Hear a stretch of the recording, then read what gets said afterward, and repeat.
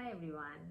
Today I'm going to be talking about an amazing book, Maybe You Should Talk to Someone by Gottlieb. One of the best things about our times is the awareness and discussions around therapy and the slowly declining stigma around it. Being a doctor myself, I've always stressed upon the importance of good mental health, good support systems in life, and also spoken about how mental health has been trivialized and dismissed in front of other symptomatic illnesses. For everyone watching this video, I would like to take a moment and share with you the various concerns that should prompt you to seek therapy without having any second thoughts about it. There is absolutely no shame in seeking therapy. Psychologists have been trained to unravel your behaviors and feelings. They have the expertise to trace the deep rooted origins of your behavior, and they can genuinely help you in a professional way to navigate through the troubles of your particular journey. Now, coming to this book, the subtitle says A Therapist, Her Therapist, and Our Lives Revealed. A lot of people, including me, used to have this notion that therapists have it all figured out and they know how to deal with situations, they know how defense mechanisms work, so they will be able to handle their own problems in a very good way. Now, in spite of being intellectually equipped to deal with a variety of situations of a patient, psychologists do feel messed up in their own life situations, and they do seek therapy when it gets too much for them. Gottlieb, a well-known psychotherapist, in this book talks about the personal setback of a breakup, how she is not able to handle it well and ends up seeking therapy. She talks about how she builds a rapport with her own therapist and how, in spite of having helped so many people through a similar situation, she feels the need to seek help herself. The explicit detail with which she talks about each and every session of hers with her particular therapist, as a reader, you feel that you're right there, attending the sessions, seeing all of it happen in front of your eyes. Running in parallel with the chapters talking about her own sessions, she also talks about her sessions with few other patients. I would like to clarify over here that she says that she seeks the written permission of all these patients and their identities have been concealed in the best way possible. Now, all these patients whom she mentions in the book, they are very different from each other, whether it is with respect to their backstories or with respect to their current challenges, their circumstances, and their future journeys. Now, the first one is a very annoying 40-year-old man who maintains a tough exterior and is actually hiding a lot of unprocessed trauma, and it takes him months to even address that. While reading about his backstory, as a reader, you may feel empathetic. All the therapy sessions are detailed so vividly. And like I mentioned before, you feel that you're actually there in the therapy room as you watch him turn from an emotional recluse to a very expressive person. Then we have a woman in her 60s who has been through 3 unhappy marriages and tumultuous, scarring motherhood, suffers from low self-worth, is unable to accept any happiness in life now, and is buried under the weight of her past. Laurie helps her deal with the ghosts of her past while embracing new beginnings. And the good part is that during therapy, this particular patient is able to realize things on her own with her therapist's help. Another patient, and my favorite, is an adult woman who is suffering from cancer. Unfortunately, she does not have any hope and she has to face her impending death. She remains brutally honest and mindful of what little time she has left, tries to make the most of it, and even plans her own funeral. Over time, she and Laurie develop a beautiful bond, and this story will most likely move you to tears. Plenty of beautiful lines, little psychology facts that are dished out here and there, and I want to read all of them out to you guys. I really hope that some of these lines make you want to read the book. The only way to get to the other side of the tunnel is to go through it, not around it. Sitting with you in your pain is one of the rare experiences that people get in the protected space of a therapy room. A supervisor once likened doing psychotherapy to undergoing physical therapy. It can be difficult and cause pain, and your condition can worsen before it improves. But if you go consistently and work hard, when you're there, you'll get the kinks out and function so much better.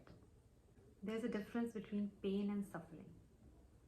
You're going to have to feel pain, Everyone feels pain at times, but you don't have to suffer so much.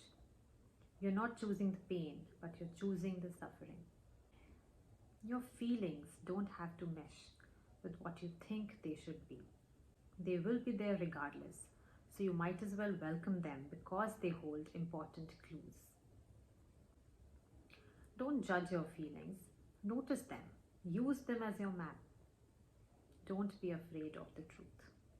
There is a continuing decision to be made as to whether to evade pain or to tolerate it and therefore modify it. It wasn't until I became a parent that I could truly understand two crucial things about therapy.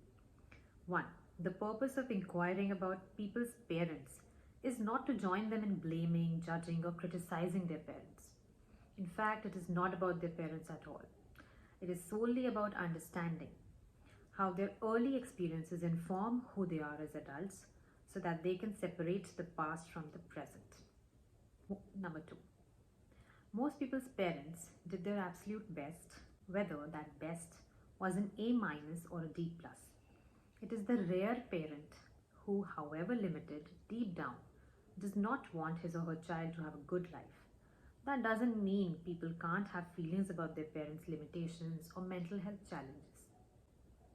They just need to figure out what to do with them. Grief has been addressed very appropriately in this book. Grief, something which is often misjudged, trivialized, ridiculed. I personally feel that only two kinds of people can actually talk about grief in an appropriate manner. First are all those people who are going through it, and secondly, you have therapists. Grief, not surprisingly, can resemble depression. And for this reason, until a few years ago, there was something termed the bereavement exclusion in our profession's diagnostic manual. If a person experienced the symptoms of depression in the first 2 months after a loss, the diagnosis was bereavement. But if those symptoms persisted past 2 months, the diagnosis became depression. This bereavement exclusion no longer exists, partly because of the timeline. Are people really supposed to be done grieving after 2 months? Can't grief last 6 months or a year, or in some form or another, an entire lifetime? In therapy, you will be asked to be both accountable and vulnerable. Rather than steering people straight to the heart of the problem, we nudge them to arrive there on their own, because the most powerful truths, the one people take the most seriously, are those they come to little by little on their own. Everything can be taken from a man, but one thing, the last of the human freedoms, that is to choose one's attitude in any given set of circumstances. Between stimulus and response, there is a space. That space is our power to choose our response. In our response lies our growth and freedom. The irrational fear of joy, cherophobia. It is common for people with traumatic histories to expect disaster just around the corner. Instead of leaning into the goodness that comes their way, they become hyper-vigilant, always waiting for something to go wrong. Sometimes in their pain, people believe that their agony will last forever. But feelings are actually more like weather systems. They blow in and they blow out. Just because you feel sad at this minute or this hour or this day does not mean that you will feel that way in 10 minutes or this afternoon or next week. Everything you feel, anxiety, elation, anguish, blows in and out again. For John, on Gabby's birthday, on certain holidays, or simply running in the background, there will always be pain.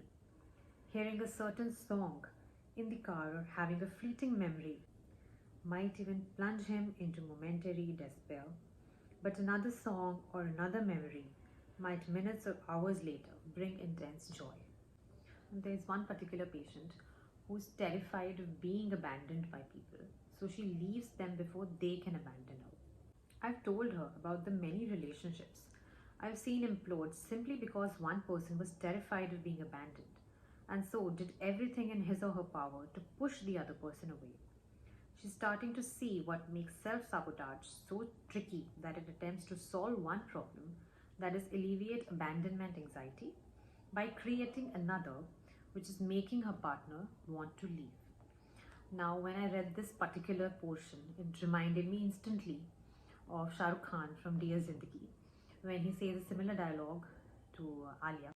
तुम सारी जिंदगी इस डर को साथ लिए जी रही, और इस डर का बोझ तुम्हारे सारे रिलेशनशिप पे पड़ रहा है. You want to say bye before they can say bye. So, Kaira, क्यों ना हम इस डर ही को once and for all bye बोल दें? क्यों ना जिंदगी से हाय करके वापस जिंदगी से मुलाकात कर? So all in all, this is a wonderful book and I totally recommend it. Even if you are remotely interested in mental health and how therapy works, and seeing people rise from difficult circumstances, improve themselves, realize, introspect, you must go for it. As with every book, it is available on Amazon. Go and get your copy.